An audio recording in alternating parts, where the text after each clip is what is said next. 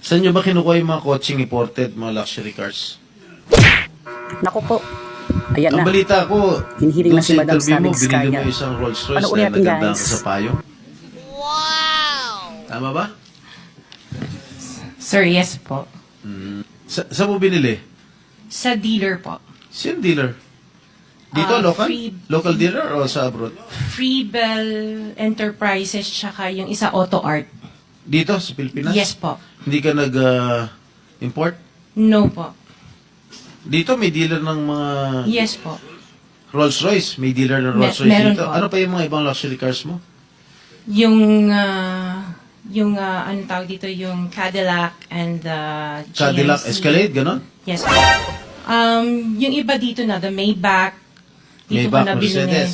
Yes po. And then, yung iba, dito na rin yung Range Rover. Bentley. The Bentley dito na rin O, po. paano kayo nagka-interest sa kotse? Saan nyo gagamitin yung 28 kotse na luxury cars? Araw-araw gusto mo Collection. palit ng kotse? No, I have 4 kids that use it all the time for them to Oh, 4 get into kids school. lang. O, bigyan mo tig-isa, pero 20, ilan yun? 20 ka mo? 28? 28. Opo. My God. And you bought that from the taxpayers' money? No po. Oh, Hindi po. Huwag na tayo maglukan dito.